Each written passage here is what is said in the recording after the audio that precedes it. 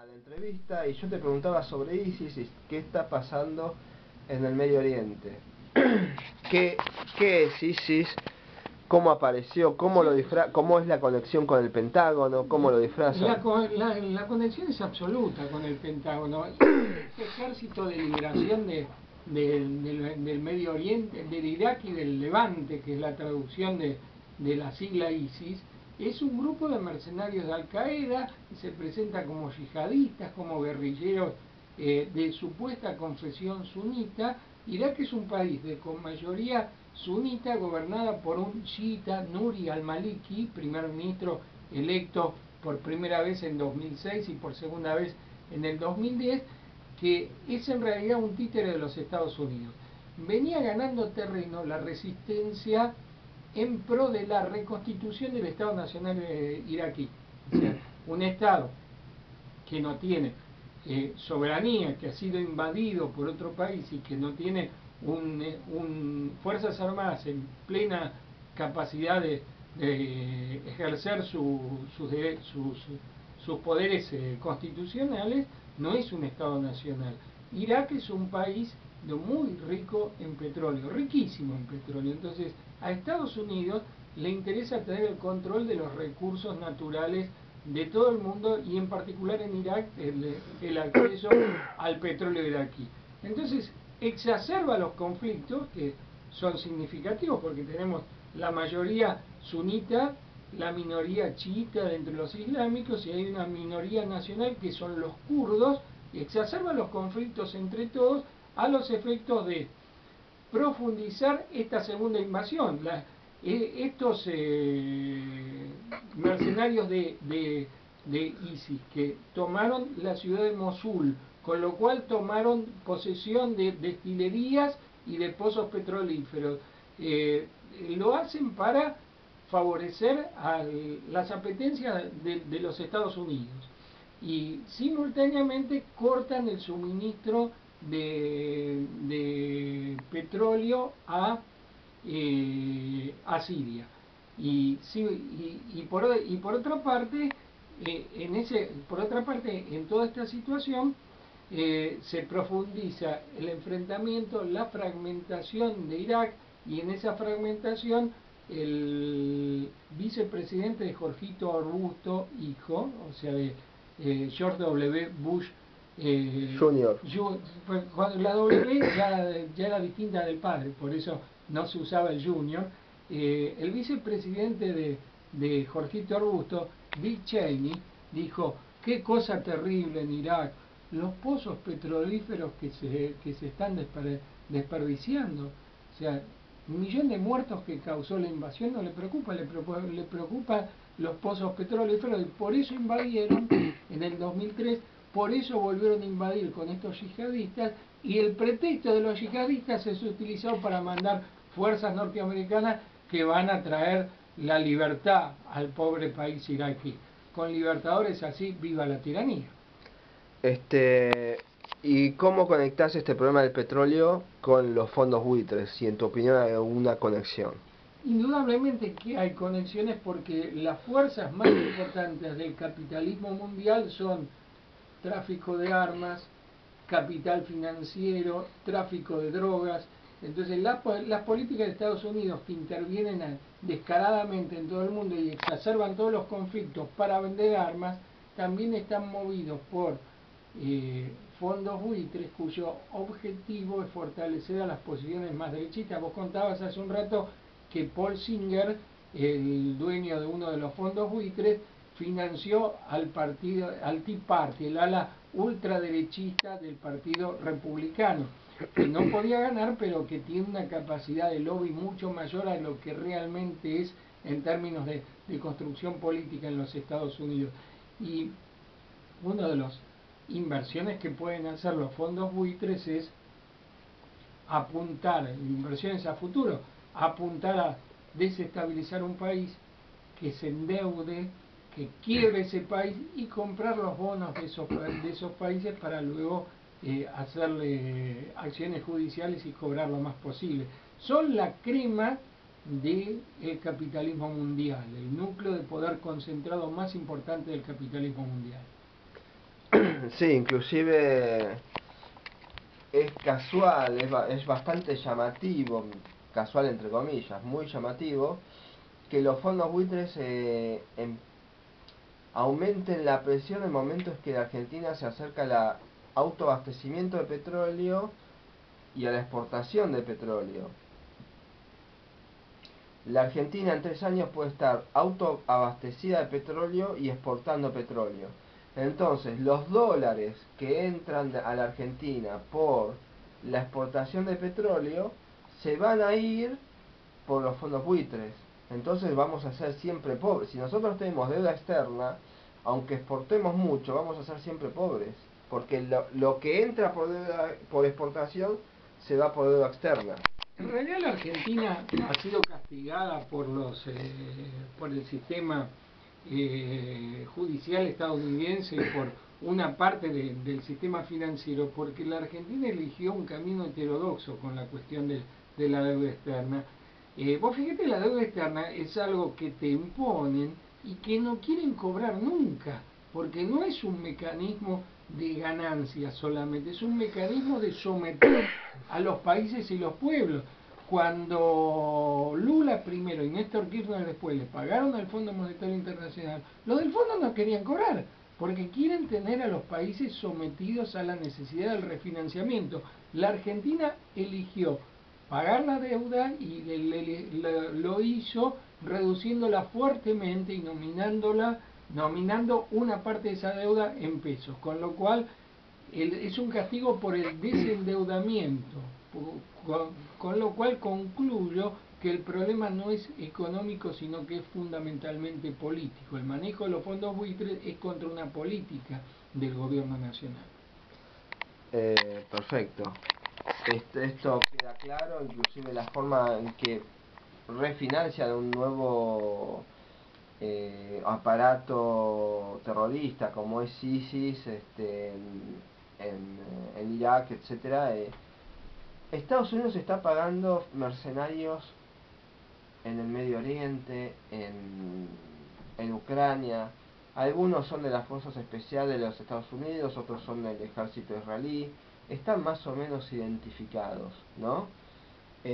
¿Por qué por qué es tan difícil presentar estos hechos a la población? ¿Solamente por los medios? ¿O por qué cuando se presentan ciertos hechos a la población la gente no los quiere creer? Yo me acordaba que el problema que tenemos ahora de la deuda externa empieza con José Alfredo Martínez de Oz. El hijo de José Alfredo Martínez de Oz tiene un estudio jurídico, es socio del hijo de Mariano Grondona y es socio de un primo de Carrió. Este estudio jurídico defiende, entre otras cosas, a los fondos buitre y estuvo en las privatizaciones, con mayor o menor éxito, según el caso. Yo recordaba que el problema de la deuda empieza con Martínez de Oz, que empieza a endeudar la Argentina, se va en el 81, dejando una deuda impagable, y Martínez de Oz es el que impone el IVA. Antes de Martínez de Oz no existía el IVA. El IVA se lo impone Helvar a fines del año 73. Y Martínez lo sube. Subió el IVA y se lo generalizó a alimentos. El IVA original no alcanzaba los alimentos. Bueno, Martínez de Oz generaliza el IVA, aumenta el IVA al mismo tiempo que está generando una deuda. Inclusive es muy fácil hacer la vinculación que los impuestos y la deuda tienen una conexión. Se está generando en los estados, en el mundo, desde la creación de la Reserva Federal, vienen generando deudas para pagar, vienen generando impuestos para pagar deudas. Y otro mecanismo de la deuda eterna es el Banco Central, la independencia del Banco Central. Y ahora están exigiendo la independencia del INDEC como un mecanismo de deuda externa, para favorecer la deuda externa. ¿Por qué? Porque si yo en los bonos digo que la deuda está en función del crecimiento o de la inflación, porque lo que quieren desde los primeros años de la década del 90 es que la deuda externa esté sujeta a un índice de actualización, a una indexación que tiene que ver con la inflación o el crecimiento. Entonces, ¿cómo mido la inflación? Porque los tipos, cuanto más inflación haya, más va a ser la tasa de interés que se va a pagar por deuda externa. Por eso están pidiendo la independencia del INDEC. Con respecto a la cuestión del Banco Central, cuando se creó el Banco Central, el directorio fue cooptado por el capital británico, y la primera medida que toma Perón en el 46 la nacionalización del Banco Central. Esto tiene que ver, me hace acordar la independencia de la justicia. La independencia de la justicia en Estados Unidos existe para favorecer al poder económico que mantiene bajo su dictadura al pueblo norteamericano y a los pueblos del resto del mundo. No tiene demasiado sentido seguir hablando de esa cuestión, porque indudablemente que la deuda como mecanismo de dominación que fue impuesto, como vos bien dijiste, durante el gobierno de Martínez de Oz, la hicieron para favorecer los intereses de capitales que venían a obtener una tasa que en la Argentina en un mes superaba a la del resto del mundo en todo un año. Y después esos empresarios que habían tomado esa deuda se la endosaron al Estado, pero la terminó pagando. Y estamos a tal nivel de locura que el gestor de esa maniobra fraudulenta anda por los medios diciendo lo que hay que hacer. Ese señor se llama Domingo Felipe Cavallo, y yo voy a recordar a Perón una vez más. Perón decía: yo leo lo que dice La Nación y me paro en la vereda de enfrente.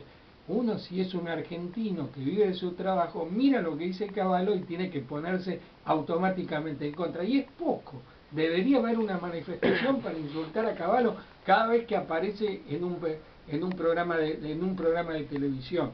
Pero esto me lleva a recordar lo que vos decías al principio de tu intervención recién, referido a que los medios no transmiten esta realidad.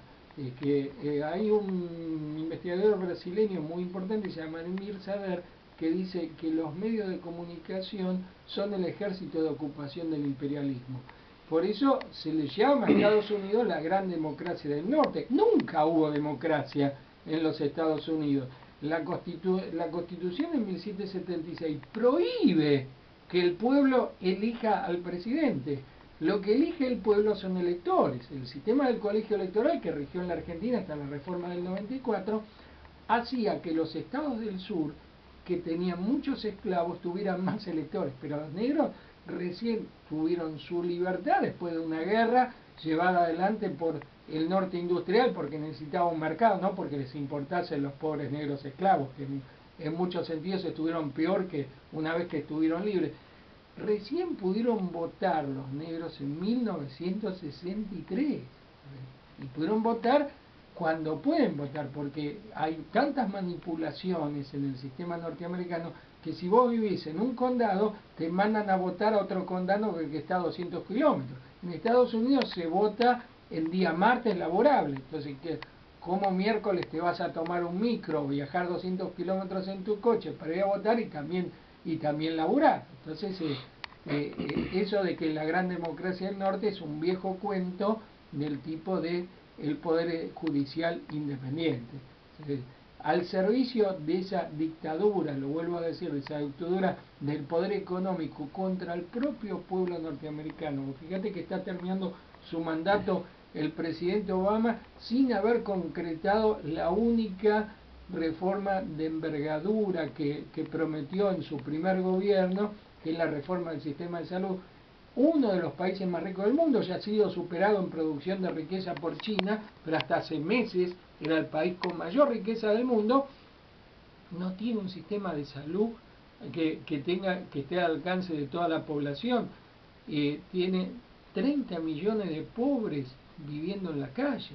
O sea, es una dictadura sobre el propio pueblo norteamericano y luego sobre los pueblos del resto del mundo. Vos fíjate que el pueblo venezolano viene siendo sometido a un intento de desestabilización bancado desde los Estados Unidos, que financia a la llamada Mesa de Unidad Democrática, que no es ni unida ni es democrática, y que, por ejemplo, te presentan a Leopoldo López como un luchador de la libertad, cuando Leopoldo López se entregó, cuando le hicieron escuchar una escucha, valga la redundancia, donde sus amigos decían que lo iban a matar para echarle la culpa a Maduro. O sea, ese es el tipo de fuerzas que Estados Unidos quiere impulsar que lleguen al gobierno en Venezuela. Venezuela es uno de los países que más ha disminuido la brecha social, que más ha beneficiado a su pueblo, y bueno, en Estados Unidos se impulsa que en el resto del mundo se imponga lo mismo que ocurre en Estados Unidos. Hay 2 millones de chicos blancos viviendo en la calle en los Estados Unidos, de niños rubiecitos, de ojos claros, que sus padres se quedaron sin trabajo, y en eso sí funciona la justicia. Te quedas sin trabajo, no pagas el alquiler, en el mes estás en la calle. No como acá, que un juicio de desalojo dura 1 año y medio, 2 años, te la podés garufiar si te quedas sin la web. En Estados Unidos al mes estás en la calle, y hay 2 millones de niños blancos viviendo en la calle en el país más rico del mundo. Sí, estamos... ¿Cómo ves este movimiento? Yo lo veo como un solo movimiento, lo que pasa en Ucrania, lo que pasa con ISIS, los fondos buitres. ¿Qué otra punta en dónde más están operando en el mismo sentido los Estados Unidos, el Pentágono o el Departamento de Estado, como vos lo...? Es un monstruo. Muchas cabezas.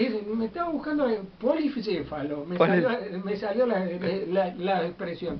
El Pentágono, el Departamento de Estado, hay creo que 50 agencias de los Estados Unidos que están encargadas de hacer las acciones que al imperialismo le interesa. Hay una que fue expulsada por el gobierno de Evo Morales en Bolivia, que se llama USAID, que teóricamente es una agencia para el desarrollo de los movimientos golpistas, porque no ayudan a nadie más que a los propios intereses que le interesan a los Estados Unidos. Recordemos que Evo Morales surgió como figura importante en un movimiento contra la exportación de gas a California, a Chile, y después iba a ir a California, el gas boliviano. Hoy en día el gas boliviano sirve para que tengan gas los bolivianos. Los bolivianos cocinaban con bosta y con leña, cuando apareció este movimiento tan importante que primero terminó deponiendo un presidente que se llamaba Gonzalo Sánchez de Lozado, que hablaba como esos turistas norteamericanos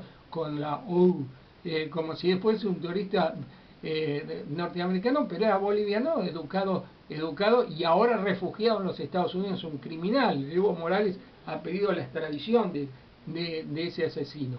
Pero me parece que si uno se pone a hablar de las intervenciones de los Estados Unidos, calcula que en América Latina hubo 150 invasiones militares de los Estados Unidos entre el siglo XIX, XX y lo que va del siglo XXI. Hubo hay tropas norteamericanas en Costa Rica, por ejemplo, en la actualidad.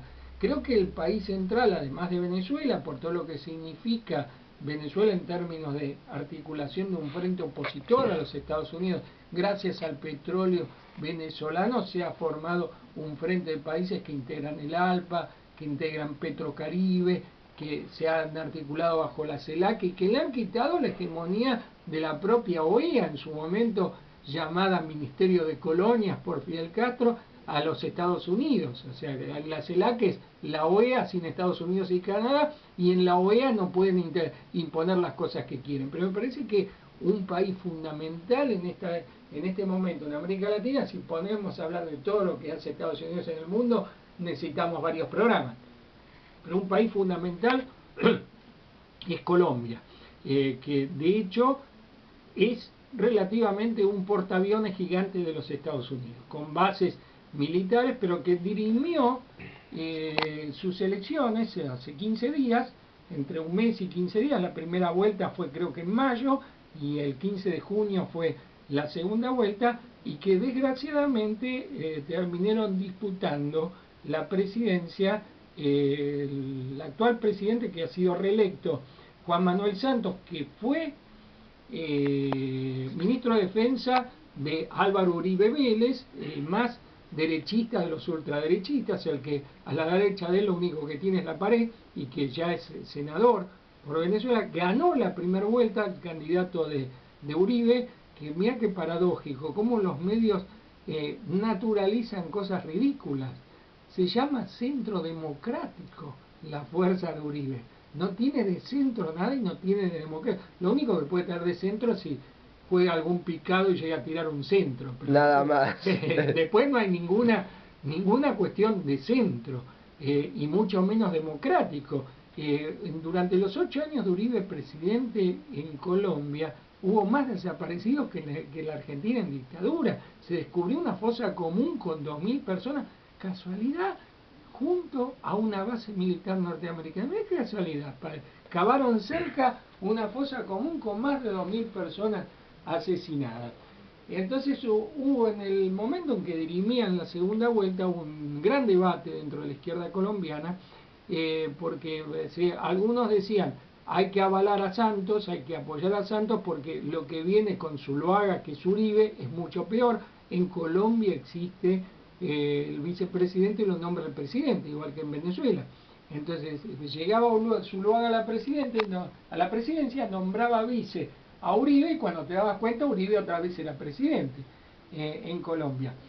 Y otros dijeron que son lo mismo, Santos y Zuluaga son lo mismo, pero yo voy a apuntar, no sé cómo andamos de tiempo. 5 minutos. Yo voy a apuntar algunas cuestiones importantes que se vieron en esa elección.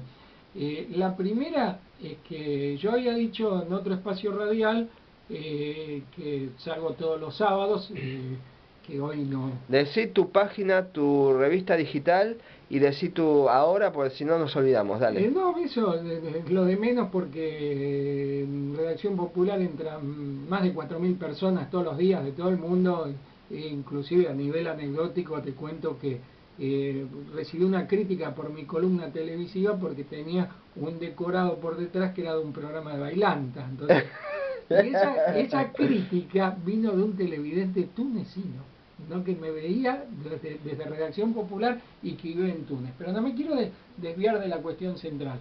En una columna que tengo en una radio de Florencio Varela dije que la posibilidad de que Santos revirtiese la derrota de la primera vuelta pasaba por una mayor participación del electorado. En la primera vuelta hubo 60% de abstención en Colombia. En la segunda vuelta hubo 8% más que participaron. Y eso marca una fuerza democrática del pueblo colombiano que todavía no alcanza a conseguir articulación política. Hay una fuerza interesante que es el Polo Democrático Alternativo, que tiene un senador brillante que se llama Jorge Enrique Robledo. Presentó una candidata que se llama Clara López Obregón, que obtuvo nada más que 15% de los votos, pero que es un sentimiento democrático muy importante que falta todavía plasmarse en política, pero se notó en dos puntos muy importantes después de la segunda vuelta. El Parlamento, dominado por Santos, que tiene la mayoría en las dos cámaras y que además tiene la posibilidad de acordar con los sectores del falso centro democrático. El Parlamento volteó un tratado de libre comercio con Corea que le permitía a Colombia exportar muchos productos agrarios, pero imagínate la industria colombiana, que está más raquítica y más enclenque que un jubilado sometido a mucho tratamiento médico con muchos remedios, con la jubilación mínima, o sea que es una industria absolutamente débil, iba a sucumbir, y hubo un movimiento muy importante que pidió que no se aprobara así, y el Parlamento lo volteó, y luego el Parlamento volteó un tratado con Estados Unidos, con la OTAN, un tratado en el que se venía negociando desde el gobierno de Santos para hacer una asociación militar con la OTAN. La OTAN es Estados Unidos más el resto de los países europeos, que son seguidores mónico-leguinescos de los Estados Unidos, y eso lo volteó el Congreso, vuelvo a insistir, dominado por las fuerzas de la derecha. Eso habla de una potencialidad democrática del pueblo colombiano, que hizo una marcha patriótica muy importante en las grandes ciudades, que hizo un paro agrario muy fuerte en el 2013 y otro en el 2014, y que, bueno, vuelvo a insistir, es importante que eso se traduzca de movimiento social en construcción política para llegar a disputar el gobierno en un futuro contra la derecha y a la necesaria refundación constitucional de Colombia, o sea, la necesidad de generar un cambio constitucional y derrotar a esa derecha criminal que no respeta nada en términos de legalidad. Mil gracias por haber estado una vez más acá. Sos el invitado más frecuente de todos. Es un día difícil, un horario difícil. Salió el sol, hay mundial, así que bueno, espero que disfruten el día, y no se olviden que mientras hay mundial pasan muchas cosas en el mundo. Si buscan en el cable o si buscan en internet, hay programas muy interesantes sobre política internacional, que es apasionante, porque es la contracara de la economía. O sea, no se puede entender la economía sola si no ves lo que pasa en política, y tampoco podés entender la política si no entendés ciertas cuestiones económicas. ¿Puedo decir un deseo con Sí. respecto al Mundial? Sí. Quiero que la Argentina pase a cuartos de final y que su rival sea Estados Unidos. Y quiero que Messi le haga 5 goles a los Estados Unidos y que salga acá la gente con carteles diciendo Griesa, lo que se te ocurra. La tenés adentro. O seguir chupándola, etcétera, etcétera. Bueno, un abrazo una vez más, gracias por venir. Tu revista digital es www.redaccionpopular.com. Así es. Los invitamos a todos a entrar a la revista, donde van a encontrar el video de esta entrevista anteriores, y además también van a encontrar muchos artículos muy interesantes sobre política internacional. Sí, esta entrevista tal vez tarde unos días en subirla, porque ya ayer estuve en la presentación de un libro muy importante que escribió un gran amigo que se llama Javier Garín, El último Perón, y estoy subiendo esos videos de la presentación, que va a llevar un tiempo, y después vamos a empezar a subir. 3 veces invitado de este programa, Javier Garín. Ah, no, eso no lo sabía, ¿eh? Sí, sí, sí. Cuando lo vea se lo voy a decir. Decirle que lo vamos a invitar también para más adelante. Lo escribió Javier, el libro de Perón. Y el próximo, la versión más ampliada, lo va a hacer en coautoría conmigo. Perfecto, decirle que lo invitamos. Puede presentar todos los libros que él quiera. Acá ya presentó el libro de Monteagudo. Le hicimos 2 programas al libro de Monteagudo, un programa a Belgrano. Pero sé que tiene un hermano que vive cerca de acá, y cuando vive en Lomas. Sí, por eso le resulta difícil venir. Cuando nos viene a ver, que visita al hermano. Así que bueno, un abrazo, mil gracias por venir, por estar, y vamos dejando paso a Giberti, que pasa la música que tanto le gustaba a mi mamá y a mí también. Y a mí también.